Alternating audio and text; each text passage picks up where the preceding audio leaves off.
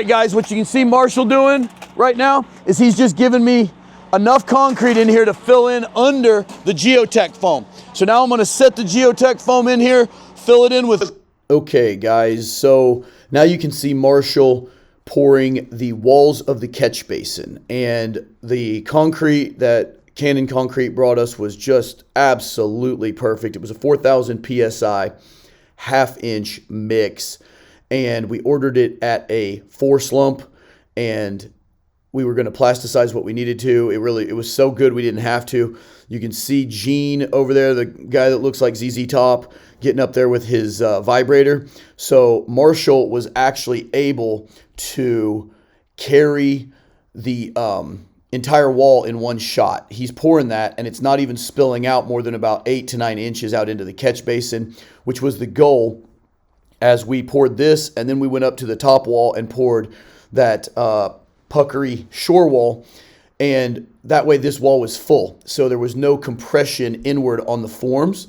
And you can see it stacking up there. It's actually getting proud of the wall. And then Gene is using the vibrator to consolidate it completely. It'll make a little more run out, and then a couple more of the guys that Kip brought got in there and actually started magging down the inner edge. Really good process, but it is absolutely crucial that the concrete's perfect, or it just keeps running out into the bottom and costs you valuable time. So, you know, props to Marshall on the pump and Gene, but also Cannon Concrete for bringing us exactly what we ordered. Okay, so guys, what Kip is doing right now is cutting a channel for these bubblers to bury in this foam.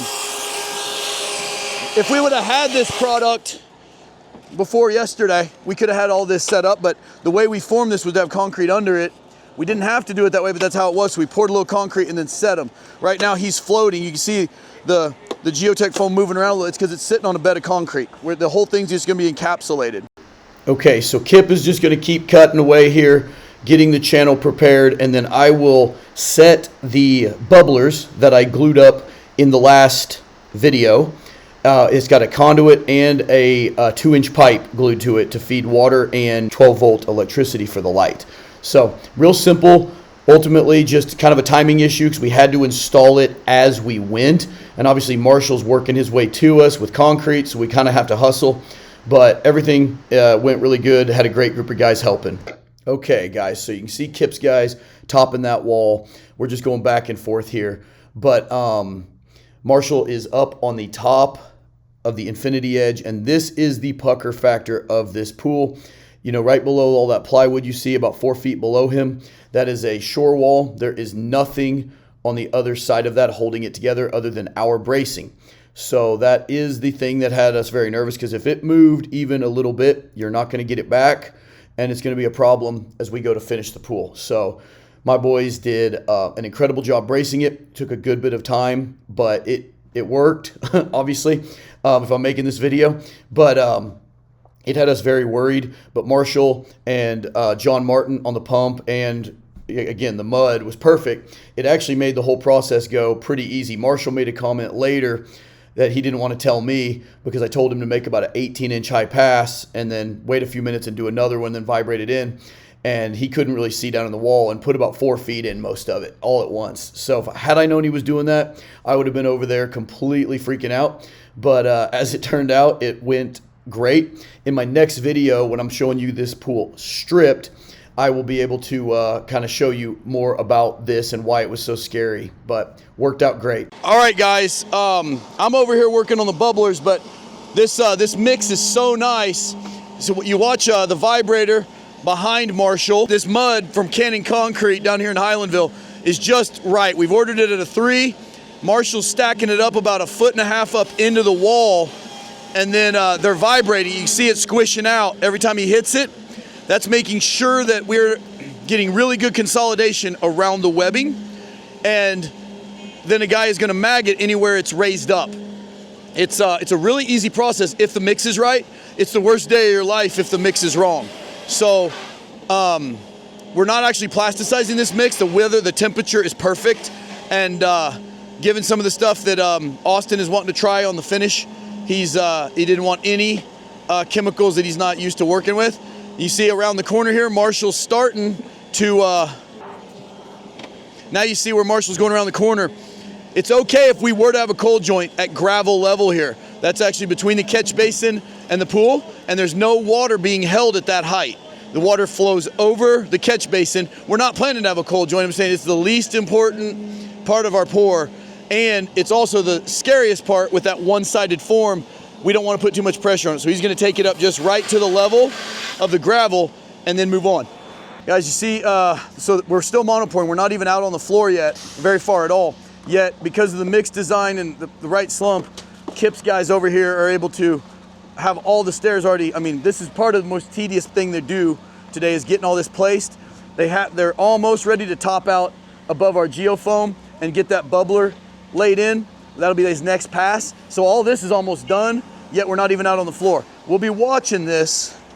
You can see right here, we'll be kicking it. And if this starts to feel like a cold joint at all, we'll make a quick pass on the floor, a couple feet out, vibrate it in real good, keep everything, just wet edge everything constantly. So we're kind of going up the wall. I always say it's like a cinnamon roll. We're spiraling up and we're spiraling in. But if we do it right on a deal like this with a flat floor, we should be able to top the wall without having a lot done on the floor, so then we can just concentrate on a flat work job. That's the ideal world. Mixed design and temperature and everything always makes a big difference, but so far so good. I never want to jinx myself. Okay, guys, so you can see that we're able to top the wall on the next pass. I'm pouring in the front of the video, and then Marshall is vibrating all the way to the bottom of the wall. All in one, they'll start topping that wall. They'll start magging behind Marshall, and then we're going to start pouring the floor. The mix design made all that possible, just having the absolute perfect slump, perfect concrete. That's kind of the key.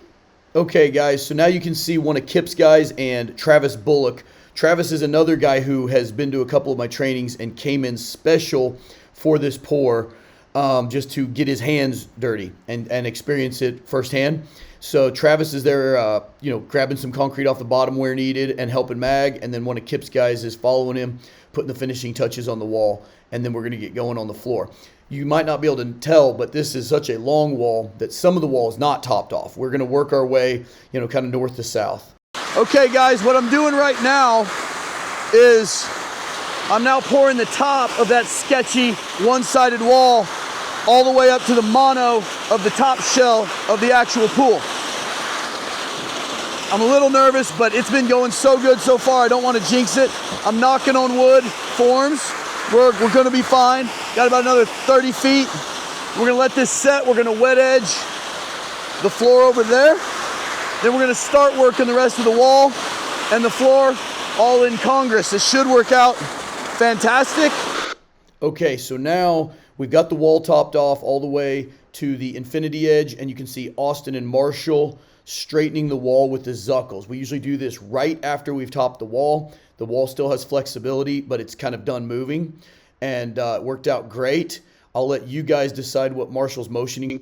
Okay, so now you can see Travis topping off or at least working on topping off on the geotechnical foam. You see the bubbler has been set and foamed in for quite a while, so it's now not moving. It's on grade, and he's filling in behind the stairs, and they're going to vibrate all that in. You can also see over to the right-hand side, they have wet edged the early wall pour. So they added about 18 inches out onto the floor. They magged it down. Now we have really fresh concrete on the floor that's not going anywhere, and it's buying us a lot of time so we can do some of this more technical three-dimensional stuff, and then we'll get back on the floor and continue to work our way from north to south on this pool. So Kip's guys are now working on what Travis just poured, and they're going to mag everything down real nice and start finishing it and top the wall as well on the edge of the sunken living room. So they're working on that. You can see Travis and a couple of the other Lamberson guys in the background. They're starting to work on the floor. Just teamwork makes the dream work, guys. Okay, guys, so you can see everybody starting to pour the floor. I'm speeding this up a little bit so this video doesn't get crazy long. Right under Kip is the first main drain return line. So we set those about a ½ an inch low just to kind of create a little bit of drainage when we're doing eco finish and stuff, so that when we power wash it the water is at least trying to centralize in one point. It's a flat bottom pool, but we still want that to occur. You'll also kind of notice to the right, the pool, the walls are not topped beyond the edge of the living room. Also, the infinity edge is not topped. So, you know, this is all a timing thing. We're still working on both walls and floor. Okay, so Travis is now pouring the rest of the living room. He's not filling it all the way up, but you can see he's plugging the footing and coming about halfway up the wall. Then they'll vibrate it, and we'll just continue working around the pool, north to south. The flat work is done to the edge of the living room to the right, and we got several boys working on that, and we are just continuing the process. So as the crew gets everything into the other side of the pool on the floor, a couple of Kip's guys are final grading the concrete to the main drain. You see that main drain right between them, and one of them is on a one-man, and the other guy is making sure he gets rid of any excess and gives him any concrete if he needs it. Worked out really well. So the boys are to the south side now. You can see most of the living room is completely full. The south side tanning ledge is done and all the stairs. They already filled in the floor of the living room. It actually has about a 2-inch slope to a drain because it's going to have a deck in there that's raised up a little bit to hide any kind of speakers, wires, and all that stuff. And it's lower than it needs to be. So it gives us a nice opportunity there to not worry too much about the finish. Let them concentrate on the stuff that shows. All right, guys, I'll tell you what. This pool went almost perfectly. Everything about it went great. Cannon Concrete, first time we've ever used them. They were awesome. Mud was on time. Slump was perfect. But honestly, I'll tell you, this guy here, Kip Lamberson, he's from where? Holden, Kansas. Holden, Kansas. I knew it was central Kansas somewhere. Didn't know exactly where. His guys are studs. He came to my training probably 6 months ago. Wanted to come in for the training this last week to see this pour, and then obviously the blizzard hit, and we were screwed. But he rolled in here with 4 of his guys. Dude, they just absolutely killed it. You'll see in the drone videos and everything else, every one of those guys knew what they were doing. First time they've ever been on a Monopour like this, and just want to tell you thanks. And he's doing a lot of pools in Kansas, guys. If you're interested, you can get it through us, or you can find him at LambersonConstruction.com. You can see us on Instagram, Facebook, all that stuff on our social media. He's one of the best decorative concrete guys I've seen, and I'm pretty particular when I'm evaluating that stuff, because I used to stamp a lot. I see a lot of bad work out there. His is top notch. So Ain't all me. These guys right here behind us too. Those boys you can't see, but you see them in the video. Yep. They're studs. So I just wanted to tell him thank you publicly on this video because they absolutely killed it. Marshall's going to get on the power trowel here in a minute, start finishing the bottom. These boys are going to go golfing, I think, which is not a bad thing to do on a working vacation. What'd you pour here? 60, 70 105 yards. 105 yards. 105 yards. Lay down 105 yards. What do you do after that? You're not tired enough? You go golf. Wear yourself out golfing, I guess. Go golf. Absolutely. Kip, I appreciate it. Thank you, brother. Thanks I appreciate for it inviting again. us down. Absolutely. It was awesome. All right. All right, guys. I mean, everything has gone absolutely swimmingly well today. Marshall is trying out. One of our guys that's been to training brought that little Kip trowel right there. He's never used it before. I think he kind of likes it because he's been using it since he got a hold of it, kind of to edge everything. We've also got one of their guys down here knee sliding. But look over here. This never happens, but Austin's pretending to be involved by getting on the power trowel. And I haven't seen that in many moons, but I'm certain as soon as we turn the camera off, he's gonna get back out of the pool and smoke a cigar. But at least at the moment, he's doing something. So guys, the walls are totally done. The infinity edge went great. It's all done but the finishing now. It's a good way to get pushed into this pool. Anyway, hey guys, we're done. About a 9-hour day so far. I mean, we really took our time, made sure the pour went really smooth. There ain't gonna be a cold joint on this thing. And because it's a flat floor, we were able to put a power trowel finish on it, which is kind of unnecessary, but nice little thing we're able to do. Like I said, Kip's guys and Travis Bullock, the other guy that was here from, came down from Nebraska to kind of help. He's been in one of our trainings too, and he's getting ready to start blowing up in pools up near Omaha. So, Marshall, what'd you think, man? This one was easy. I mean, it went really smooth. For 110 yards. Good concrete, good pump. Yeah, the concrete was excellent. That was the first time we'd used that plant, guys. They're kind of local to Highlandville. And man, it was really good mud, really good mud. They have those front load trucks, which we don't get a lot here on the Ozarks. So they kept them running, and John Martin was excellent as always with the pumps. So anyway, guys, I'm gonna get off here. I'm sure this video is pretty long at this point with all the video Thad shot. So okay, guys, we've got this thing at a good stopping point for a little while. Got a little bit of water standing in it, which is just going to be helping the cure. The framers have started getting the steel structure and starting to fill in the wood structure on the villas. But I'm going to give you guys a quick walk around on everything that's happened since we cleaned it up a couple days ago and left for a few days. Got everything stripped, looks fantastic. Don't have any cold joints. Just, I mean, the pour went exactly as it's supposed to go. We cut the drain in here, so that's why it's dry and the rest of it's wet, because you can see the drains down there still have their lids on them. And I would just prefer it to be saturated, so we'll leave it soaking in water. Caleb, the owner, is started to dig out the pool room. He's got a lot of his own stuff stubbed in here. That has nothing to do with me right there. That's all for his villas. This is kind of where ICF starts to shine, guys. This is allowing him to put a room in here that's going to be built out of ICF. It's going to have a build deck ceiling that was already going to be, he would have had, you can see how far down this is. He was going to have to fill rock up this high, 15 feet out this way. We would put one retaining wall here, and then he'd spend all that money to get his 15-foot patio out here where the machine's sitting.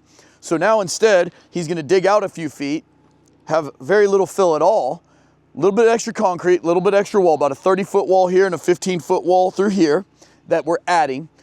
You know, about 350 square feet of build deck ceiling, but then the flat work is the same money it would have been once the build deck is there.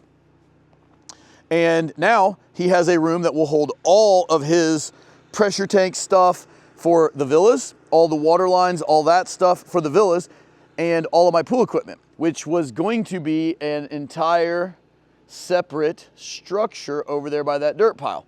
So by doing it this way, he's actually saving money. And that's where ICF really starts to make sense to people, is when they realize what you can do. The farther you take it, the more it tends to find synergies. You can kind of see from up here the waterfall that he is building up to our catch basin. But we've still got some of our forms down here, and that is because what we'll do here, as soon as we get back, let me see if I can spin this around.